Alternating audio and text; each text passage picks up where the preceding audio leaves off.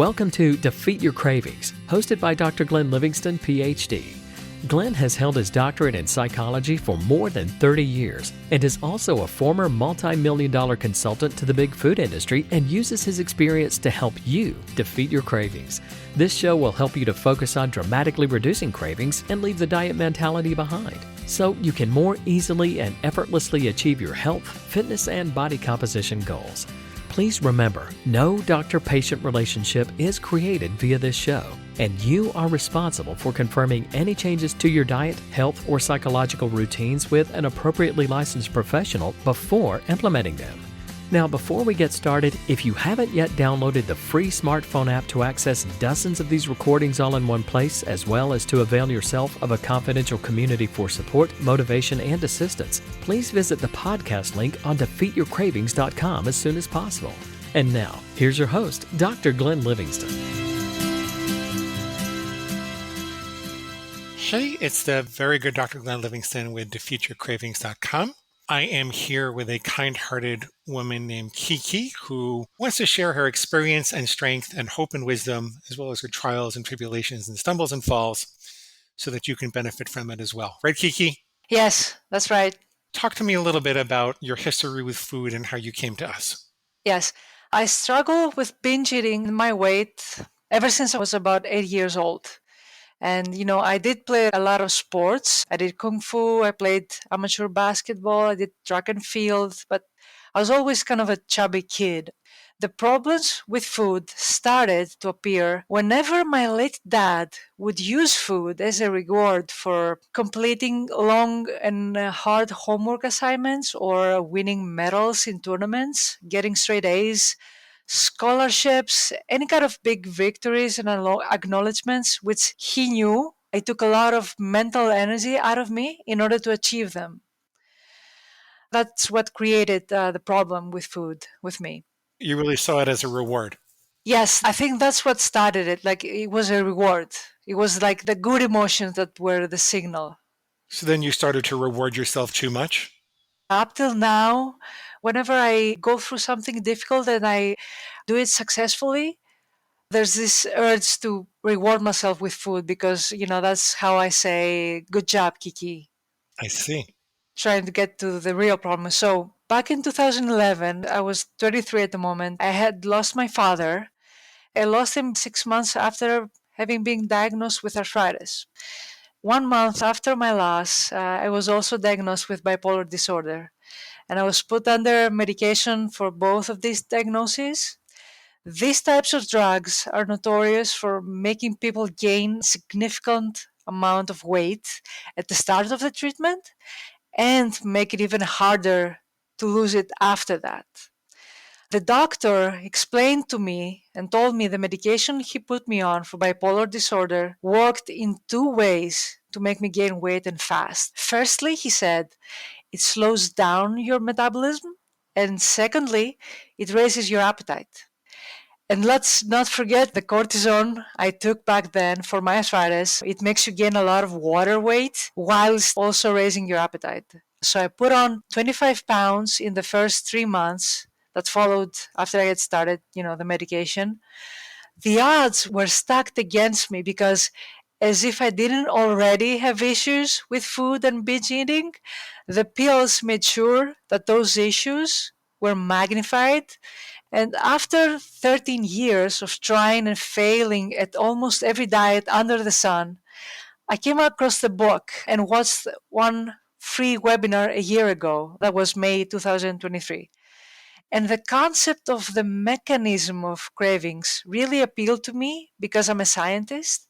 And I thought to myself, what the heck, let's try that. After all, there's nothing to lose and everything to gain.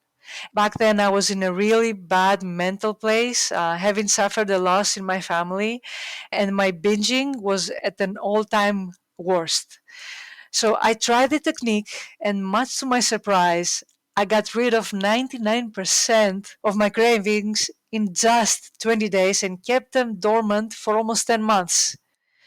After 10 months, I had a slip up, which I mostly did so by being fully aware that if I did indulge, the cravings would come back and they would be worse. But I also knew that at that time, the 10-minute food high I would get would be the only positive thing to happen to me in nearly 5 months of having been diagnosed with yet another severe health issue. I thought I might lose my sight at one point. So I knowingly broke my rules and started using food to fix my mood for about a month before I decided I need to get my cravings under control again. And that is when I decided to join the program so I could have the benefit of being coached through the whole process. And that made all the difference because, the cravings had come back stronger and more difficult to ignore. And I knew I could not have done it on my own again, using just the information that was already available to me for free. So, all in all, I would like to declare publicly that even being on medication that's known to cause severe cravings and lowering patients' metabolism, this program worked perfectly for me. No pill and no diet I had previously tried had extinguished my cravings like the Defeat Your Cravings method did. I get teary eyed saying this. After I had experienced life that's free from food obsession, did I truly know what it is like to really live your life. And I wanted to express my gratitude to you and all the coaches who helped me get my life back. That's it. Thank you, dear. I know you thought long and hard about what you wanted to say there. Could you tell me a little bit more of the details about how you extinguish your cravings and why do you think this worked for you when other things didn't and when the odds were stacked against you? The webinar that I watched a year ago said that if you don't reward the craving, you feel the craving, you go through hell, but you don't reward it, no matter what method you use, after 20 to 30 days, you will not get the craving because the brain would stop wasting energy to get the food that you wanted. The webinar, I think, listed three methods like reframing, refuting, and blanking on the third one. I used the scientific reframe, which was basically when I get the craving, it's just my dopamine. The brain makes your dopamine levels too low to make you eat the food that you want so that you get the dopamine high. It was really a scientific experiment what I did. I said, okay, even though I take those meds, and those meds, they mess up. Okay, basically, bipolar people have messed up balance of dopamine and serotonin. So the dopamine low or just balanced. So I said, okay, let's see if this method, which is drug free, the method that I followed was I had the craving and I just ignored it. I went through it and it usually was around 3 p.m. to 6 p.m. when my husband went to bed. 3 p.m. was his bedtime. He takes a 3 hour long nap because he works many hours and he wakes up really early. So from 3 p.m. to 6 p.m., that's when I would binge most of the time. So I would try to just watch some Netflix or read a book. I would just try to pass those 3 hours with whatever else I could, just not the binging. In 20 days, the cravings stopped. That's what I did. That's for daily cravings, by the way. The extinction curve usually takes between 20 and 30 days for daily cravings, and you have a little bit of up and down before then. I imagine it wasn't all easy. If it's not a daily craving, it's a weekly or monthly craving, it takes a little longer. Did you have to do any other refutations? Did your inner food monster give you any more trouble along the way? I did not practice refutations at all. Really? Yeah, I don't want to say the word. I did it halfway the first time around. After the free webinar, I had written down I will never binge again, just as a general rule. But I didn't have like rules that were like written down, and I didn't read them every day. I didn't do any refutations. The only thing that I did was I knew that I'd say, okay, that's it for eating chocolate and fried donuts. And, those are a delicacy in Greece, like deep fried donut holes with Nutella on top and, other candy. Yeah. I tried to minimize them, to say have a conditional. I didn't know it was conditional, to say maybe once a week, but that did as much damage as every day because I didn't do it every day. It was once a week anyway. I didn't practice any refutations, and the part of the refutations was the part in the program that I was the least familiar with. because, with the podcast and the book, I did read about refutations, but I didn't actively do them. But when I did them, it made all the difference. I said, oh my God, why didn't I think of this before? I mean, this is a different kind of path through defeat your craving because most people start by creating a very strict rule and then letting their food monster try to get them to break it and then refuting what the food monster has to say. But for you, the concept of the extinction curve, understanding that when you withdraw the reinforcement from a food stimulus, whatever it was that was stimulating those chocolate fried donuts and whatever else you gave up, when you withdraw the actual donuts, that over the course of 30 days or so, you go through a little bit of up and down, but then the cravings eventually go away. And you just worked on powering through that 30 days. That was enough for you to see the promise that that was going to happen. And that's what worked for you. I wanted to make it as simple for me because having been what I call high functioning ASD, autism spectrum disorder, and that's the one thing my therapist says, I never went off medication for bipolar. And he said, you're such a stickler for rules. And you're such a rule follower that you will never dare to not take your pills. And I think that's what appealed to me, having rules set in stone, as I will never dare to run a red light on purpose. When I had those rules written down on a Word document or written down on paper, that is it for me. I think that 99%, whenever the pig says, break your rules, indulge your cravings, I said, no, my rules are sacred. The 1% I need a refutation for, to make, write the refutations, but I'm just a natural rule follower. And that worked for me. Lovely. Is there anything that I should have asked you that I didn't ask you today? Yes, I would like to say that the method helped me in other ways too in my life.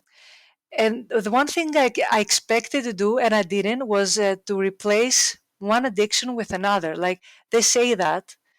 Basically, I didn't replace the addiction. So I watched less television. I almost quit scrolling. I don't watch as many lives on TikTok that I used to. And I have minimized the number of coffee cups that I have during the day, which my doctor said should be only one a day. And I'm now at two, and I would like to use the method to create a rule and stick to just one cup of coffee, and that's nice. That's the only thing I wanted to mention. And I also have just one question, quick question, if that's okay with you. As many as you like. It's about people and other people's pigs. Basically, it's when people say to me, just one bite, it won't hurt. Basically, in I think 10 days, it's my husband's birthday. They have been saying that to me for a year. Just one bite, it won't hurt. If you can't eat a whole piece of birthday cake, how about one spoonful to just get the taste pleasure without the calories? And also honor your husband's birthday. I have two possible answers for that. One is mind your own business, which isn't polite. And the other is, would you say to an alcoholic that one sip of whiskey won't hurt them, which will force me to open up about my overeating problem? Plus, it makes it sound like it's an illness, but I cannot think of another way to respond and shut them up. So, what is your advice on that? No, thank you. just, Okay. just saying that. Thank you. It's not my thing to take one bite. No, thanks. You're not in a court of law. You don't have to defend yourself beyond a reasonable doubt. It's a matter of personal choice. You can say that doesn't work for me. No, thanks. I haven't had a drink in almost 40 years. And I'm not an alcoholic. I never went to AA. I just haven't had a drink in 40 years. Maybe a sip of champagne at my graduation. And at first it was awkward because I tried to explain to people, I just don't like it. I don't like how it feels in my body. I feel depressed for a couple of days. And then I just started saying no, thank you. And if they asked why, I'd say, it's just not my thing. What argument do they have about that? And as soon as I was really settled about it, no one really bothered me about it. It's not an issue. Nobody bothers me about it. A little's not going to kill you. Come on, Glenn, just split this piece of cheesecake with me. No thanks. Not my thing. That's what I do. Because otherwise you're getting into this is good for you, this is bad for you. Gee, you really shouldn't be having it either. And that puts them up against all of their pigs' internal reasons for continuing and their motivation. And it's a whole big shebang. I just like to sidestep it by saying no thanks or it's not my thing. I will try that. Then I think it eventually will work for me too. You have to settle yourself about it. The problem you're having is your pig has you convinced that it's any of their business. I'm done harming myself with food to make other people feel comfortable. There's no way I'm going to damage myself with food because someone else is going to feel guilty if I don't eat it. That's a game I'm not playing anymore. I have no judgments about them having it. They can eat whatever they want to. If you really settle yourself, Kiki, it'll work fine. Yeah. Can't wait. Can't wait to. Yeah, I will try that. Okay. I did have like two quick questions. So, like I told you, I have a high functioning autism spectrum disorder. And with that, I'm always obsessed about my health. And when I had a mistake 11 days ago, I remember everything I did or wore that day. And now my mind has associated all that with binging because that day ended with a binge. So, for example, that morning was the only morning in 50 days that I did not read my big why from my computer screen, but instead I read it from my printed document. So, I think that if I do that again, that's when the pig will get me again. So, is that a pig squeal? Me thinking that if I did, or is it my ASD at work? Well, both. Okay. Is it true that if you read it from a piece of paper instead of your computer screen that you have to binge? The only day I did it, I binged. Is it true that you have to? Yeah, my logic brain says, as a scientist, it says that correlation does not mean causation, which means many things might have happened too. The sun rose that day. Does that mean that every day the sun rises, you will have to binge? So, in that idea, my logic brain says no. Kiki, also, it's only one observation. A correlation would not be significant from one observation. You'd have to, have 50 observations to figure out how significantly different from zero it was, right? Yeah. If you're going to take a strictly scientific perspective, you don't have enough data points to interpret a correlation coefficient, right? Yes. Right. This is up to you. If you want to be superstitious and just never read your big why from a piece of paper again, you could do that. I might lean towards challenging that. I might lean towards prove to the pig that it's wrong. Have 5 days where you read it from a piece of paper and you just stick to your plan anyway, just to prove to the pig it doesn't have the power that it says it has. I don't want the pig thinking that your abstinence and your ability to stay on plan is due to the phase of the moon or the weather or any other external random happenings. I want you to feel confident that it's a character decision that you've made and a way of being with food that you're thoroughly committed to. I think that your pig is taking advantage of you being on spectrum and your propensity to believe something like that to try to prove to you that you're vulnerable to happenstance, that this abstinence that you've developed is not permanent and secure, that a little thing like reading from the wrong piece of paper is going to let loose the impulse and the pig can go do what it wants to. I don't think that's scientific and I don't think that it's accurate. And I think that my inclination would be to challenge it, but it's up to you. You can do what you want to do. It's not going to hurt you to always read it from the computer screen if you really want to. So it's up to you whether you want to challenge that or not. I've decided I'm doing it first thing in the morning tomorrow. Yeah. Yeah, I will do it. Because screw the pig. That's why. Yes. It needs to know who's boss. And I did have like one last question. Go ahead. I want to know if you can be cravings free but still have pig squeals. Are those the same? And the reason why I asked this is because back when I knowingly, 10 months after having no cravings, when I knowingly broke my rules, even though I didn't have cravings, is because I still had the memory that chocolate made me feel good for a little bit. I went ahead and, I snuffed down about a dozen of chocolate bars because I was in so much pain and agony. So can you have a squeal without having a craving? Is that a squeal that got me? Yes, you can. You can have a purely intellectual thought that suggests that you break your rule without experiencing the physiological urge. You can do that. I will try to never do that again. Now I'm cravings free right now. Again, my cravings are dormant again. I really don't plan on breaking my rules again. And now I have all the tools. And I have 7 weeks left in my subscription. And I have like 7 weeks to actually practice the maintenance of being cravings free and having a coach. My coach is amazing. Fiona is amazing. So I really like that for 7 weeks, I will have the support when I need it from you guys. Lovely. That's why we're here. Go get them. Thank you, Glenn, so much. And that brings us to the end of today's broadcast of Defeat Your Cravings, hosted by Dr. Glenn Livingston. Now, if you'd like to find out more about the products and services Dr. Glenn offers to help you dramatically reduce your cravings and stop overeating in 90 days or less, please visit defeatyourcravingscoaching.com. That's defeatyourcravingscoaching.com. Thanks.